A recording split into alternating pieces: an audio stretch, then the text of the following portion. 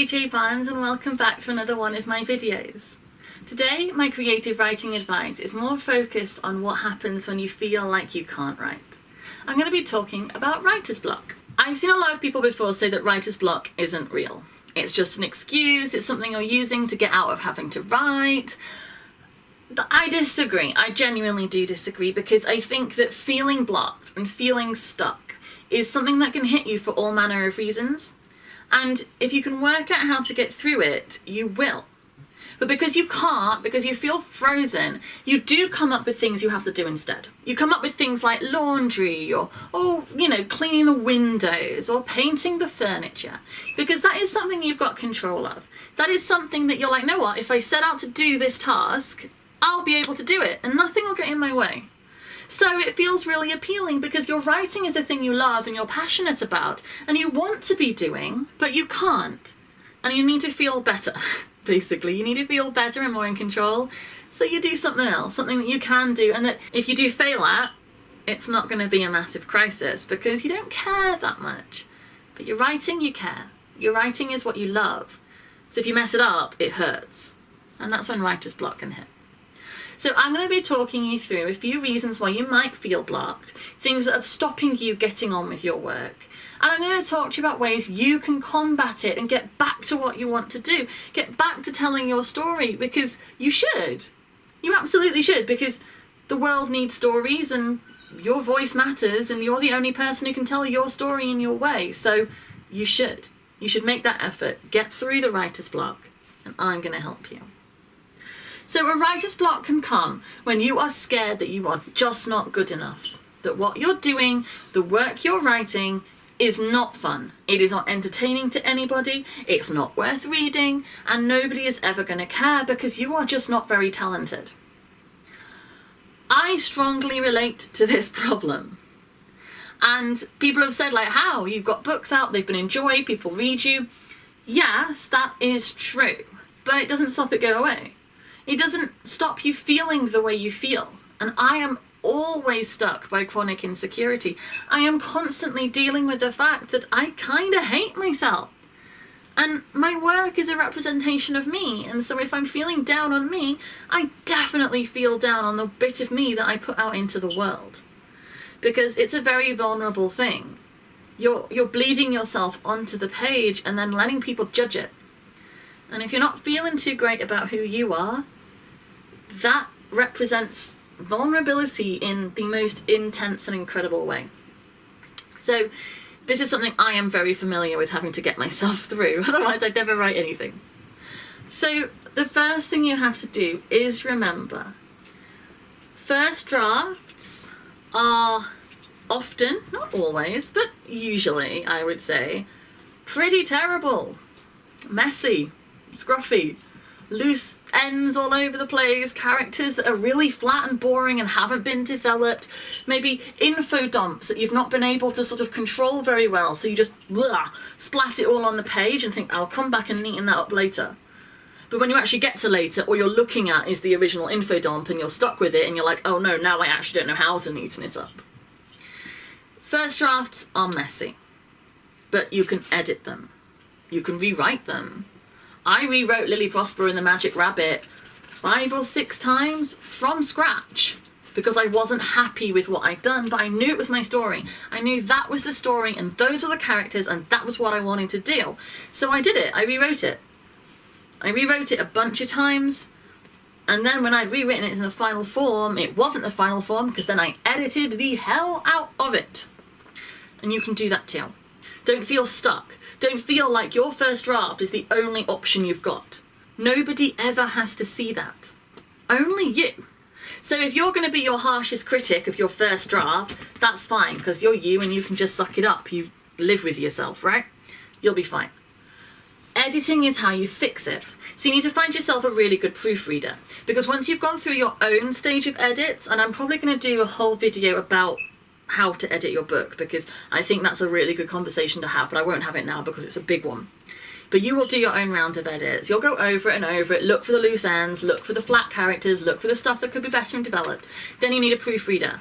And I'm not talking about your mom or your boyfriend or your wife or your mate. I'm talking about somebody who has not got an emotional reason to be nice to you. You need somebody who is completely honest and isn't motivated to just lie to be kind to you. You need somebody who's actually going to be tough. So when you get your proofs back, read them and read them well, and don't feel offended. Don't feel like, oh no, this means I'm not good enough because I've got edits. Don't be like, how dare they criticize my work? Now I can never write again. Don't ever do that. We all get edits. We all get them because we are too close to our own story. So sometimes things will feel like they are working really well because we know exactly what's going on and why. We know who those people are. We know what matters to them because we created them, and it just hasn't translated. That's fine. But you won't get to that point if you don't write your first draft. So do it. Get it out and then embrace the editing stage because that will fix it. Another reason you might be feeling blocked is because the scene you're writing just feels a bit trudgy. And you're writing it and you're like, well, my characters are doing this and they're talking about that and I get it. Sorry, my kittens are like squeaking. Hi. But the problem is it doesn't feel very interesting and it doesn't feel like it's contributing to your story. And that's probably because it isn't. And it's very easy to get yourself stuck in a situation where you're writing, but it's not moving your story forward. So even though initially it feels entertaining and it feels like you're doing something good, you're not, because your story is stuck. And you know it, even if you don't know why. So what you need to do is look at your scenes. If that scene can be lifted out, if what you're writing right now can be lifted out of your story, and your story will still make sense, you should get rid of it, and then you won't feel stuck because your story is moving. The scenes that make us feel trapped, make us feel like our story is trudging forwards and really boring, are the ones that don't contribute to the story. They're just a side adventure or a conversation, something just natural that would probably happen in real life, but it doesn't work for your story. So you need to lose it, don't they? Yes. If you are feeling like there's a lot of scenes where that is happening, and you are feeling like a lot of your story is kind of flat and not moving forwards, think about what you are writing. Work out your protagonist, what they want, your antagonist, and what they want. Go back in your story to the very last time they were pursuing that goal actively. Not just thinking about it, not just talking about it, but actively making steps to move themselves closer to their goal. If you can get yourself back through your story to where they were pursuing that goal, you can just delete everything that comes after it and rewrite it. But rewrite it with that goal and that pursuit in your mind. Because if you keep them motivated and moving towards that goal, your scenes will not feel flat. Because they're in pursuit. They are active. They are making changes to their lives. They're taking on challenges. If they're not in pursuit of their goal, the scene doesn't belong in your story. And that can feel really harsh and real rough because you're really proud of what you've written and you've put a lot of work and you might have written thousands and thousands of words. But if you can't write any more, because you've kind of abandoned the point of your story in the first place, you need to just let it go. Redo it. You can include similar things, you can include similar conversations, but make them plot relevant. Make them relevant to why you're telling your story in the first place. And that way your story will move and you won't feel blocked because you've got them doing things. I'm going to put you down now. Another problem you might have, and this is something that I'm also familiar with, we are in a culture at the minute of cancelling. And creators and artists are prime for that. Because we are putting things out in the world that aren't necessarily very palatable. We're putting characters out in the world that do terrible things, say terrible things, are motivated by terrible things, and people take it personally. They think it's you as a person who feels that. It's not, it's your characters, and you've got to have people do bad things and say bad things, or your story might be a bit boring. But people will read it or watch it and be like, oh, this is evidence that that creator, that artist is in fact a horrible human being. So then you try to make your story as beige and palatable as possible, and everybody's all right, they're a little bit boring, but they aren't doing anything offensive, and you look at your story and you're like, well, I think if anybody reads this, they cannot possibly be offended by anything that happens in my story. But then you read it, and nobody could possibly be offended because it's boring. So what's the point? And I know cancel culture is scary. We are watching some of our generation's most beloved creators being attacked because people are like, well, I can't possibly enjoy your story because your politics are different to mine, or I can't possibly read your books because I don't like how you worded that essay, J.K. Rowling, and I can't possibly watch your films because your ex-wife said things about you, Joss Whedon. You've got people wanting to cancel Hamilton because it's too problematic. So Lin-Manuel Miranda is shoved under the chopping block too because there's something people can be offended by. We are artists and we are creators. We are not slaves to our audience. You are allowed to have characters do things that you don't like. You're allowed to kill characters that audiences connect to. And I'm sorry, that might sometimes mean that the character you feel represented by and love and care about and are glad that is on your screen has to die. The story needs something like that sometimes. It's not personal, it's not about you. And as the creator, you need to hold that in your heart and remember that. You're allowed to have different opinions, different politics to your audience. You're allowed to talk about things they don't like you to talk about. You're allowed to think things they don't allow you to think. Because they don't own you. They don't own any part of you. You are you. Your story is your story. Your characters can be people they don't like. You can be somebody they don't like. You don't owe anybody anything. You don't have to be liked to be a storyteller. So don't let it freeze you. Don't let yourself so frightened that somebody on Twitter is going to be offended by you that they call for people to burn your books. Because most people in the world probably don't care. They'll just say, no, I like that story. I might not like the author. I don't have to. That's fine. I don't own them. They can write what they want. Most people won't do that. They can separate artist from art.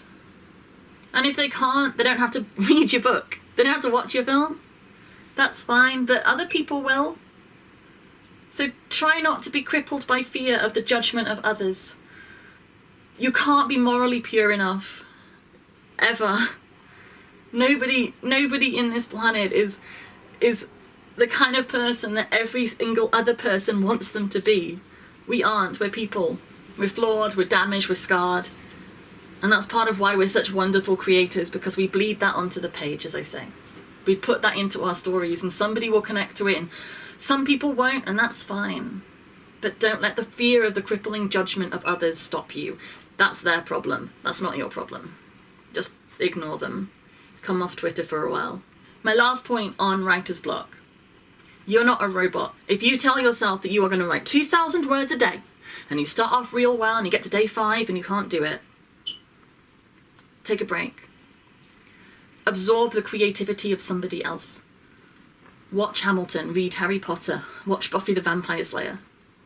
Watch things, absorb things, enjoy things, and allow them to inspire you. Because you can. You don't have to be a constant output machine, you're a human being. And that's great, be a human being. Absorb the creativity of others, allow it to refill you, and then start again. Don't cut yourself down and give yourself hard time because you cannot live up to impossible standards of writing this much every single day no matter what. Life is not designed like that. Things get in our way and we have to allow ourselves a break. It's fine. I will not judge you, so you shouldn't judge you either. Thank you very much for watching my video on writer's block. It can happen to us. We can move through it. Find what your story needs in that moment. Don't let the people on Twitter think you're going to be cancelled from ever working again because they don't like you. Allow yourself an opportunity to refuel your own creativity with the work of others. It will inspire you and you'll feel better. Thank you very much for watching. Please don't forget to subscribe to my channel. I hope that the work I'm doing here is helping you. I really enjoy hearing about your work over the writing community on Twitter. I'm saying don't go on Twitter, but the writing community is bloody brilliant, and everybody over there is so passionate and caring and supportive. Come find me over there and be one of the shining lights on that little world. Get your work out there. Talk about it. Let's share, because I love hearing it. Don't forget you can go to jjbarnes.co.uk, my website, where you can find my books and my blogs and my film and TV work and everything that I've got going on, as well as all my other social media, and there's links below. So drop a comment, let me know what you're doing, how you're moving through writer's block, and I will speak to you again soon. Bye.